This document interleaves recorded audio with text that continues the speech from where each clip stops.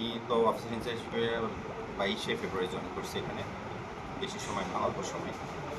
আমি জয়েন করার পর থেকেই মোটামুটি মহাসড়কের শৃঙ্খলা এবং মহাসড়কের চুরি ডাকাতি ছিনতাই প্রতিরোধে স্যারদের সহযোগিতায় সর্বোচ্চ চেষ্টা করছি এবং আমরা কম্বাইন্ড পেট্রোলিংয়ের মাধ্যমে এটাতে আমরা রোজারিতে রাখ থেকে সফল হয়েছি। আর পাশাপাশি আপনি যেটা বললেন যে অভিযোগের কথা, এটা আসলে সত্য নয়। 2500 বা 2700 টাকা আমরা মামলা দিই, এটা আমরা কখনোই টাকা নিয়ে মামলা দিই না। আমরা পজ মেশিনের মাধ্যমে মামলা দিই, ওখানে পজ মেশিনে স্লিপ বের হয় এবং এইটা পেমেন্ট অনলাইনেই করতে হয়। এটা যে কোনো বিকাশ বা নগদ এজেন্টের মাধ্যমে ওদের একটা সিস্টেম আছে, সেই সিস্টেমের মাধ্যমে এটা পেমেন্ট করতে হয়। সো এটা বিকাশে পুলিশের টাকা দেয়, এই ধারণাটা তাদের হয়তো ভুল, তারা হয়তো সঠিক তথ্যটা জানে না বলে এই ধরনের অভিযোগ তুলছে। কারণ এটা ওই নগদের মাধ্যমে যেটা পেমেন্ট করে সেটা নির্দিষ্ট একটা অ্যাকাউন্ট কোড আছে, সেই কোডে অটোমেটিক চলে যায়। সো এই কথাটার তারা হয়তো সঠিক তথ্যটা জানে না, এই কারণে হয়তো এই ধরনের কথা উপস্থাপন করছে। আর মহাসড়কের শৃঙ্খলা রক্ষার্থে আমরা সর্বদাই কাজ করে যাচ্ছি। আমরা মাঝে মাঝে বিভিন্ন স্ট্যান্ড, বাস স্ট্যান্ড বা সিএনজি স্ট্যান্ডে যাই, তাদের সচেতন করার জন্য বিভিন্ন প্রোগ্রাম করতেছি, তাদের অনুরোধ করছি মহাসড়কের শৃঙ্খলা রক্ষা করার জন্য এবং তাদের যে গাড়ির কাগজপত্রগুলো ঠিক করার জন্য যেন তারা দ্রুত সময়ের মধ্যে এগুলো ঠিক করে নেয়, এই ধরনের অনুরোধ করছি। এবং আমাদের যে সড়ক পরিবহন আইন আছে, আমরা সেই সড়ক পরিবহন আইনের মধ্যে থেকেই তাদের মামলাগুলো দিই। এর বাইরে আসলে যদি কেউ কোনো অভিযোগ করে থাকে সেটা তার ব্যক্তিগত ব্যাপার, আমরা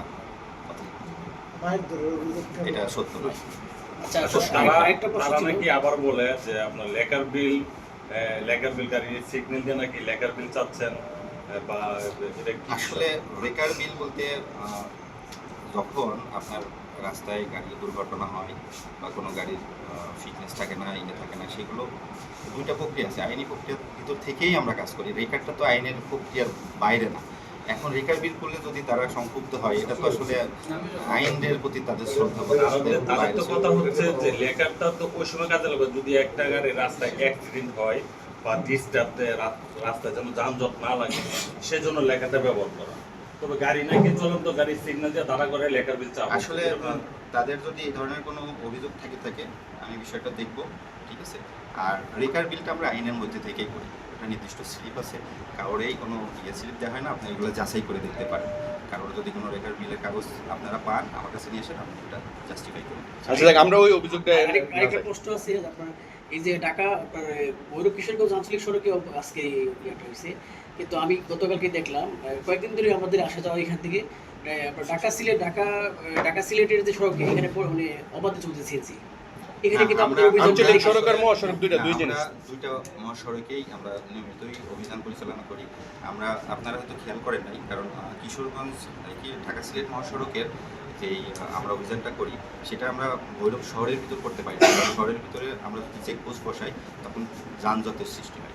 এই কারণে আমরা বেশিরভাগ সময় মাহমুদাবাদ ব্রিজটা পার হয়ে ওখানে একটা ফাঁকা স্পেস পাওয়া যায়, ওখানে যদি আমরা দুইটা গাড়ি দাঁড় করাই, তাদের কাগজপত্র চেক করি, তাহলে যান চলাচলটা স্বাভাবিক থাকে।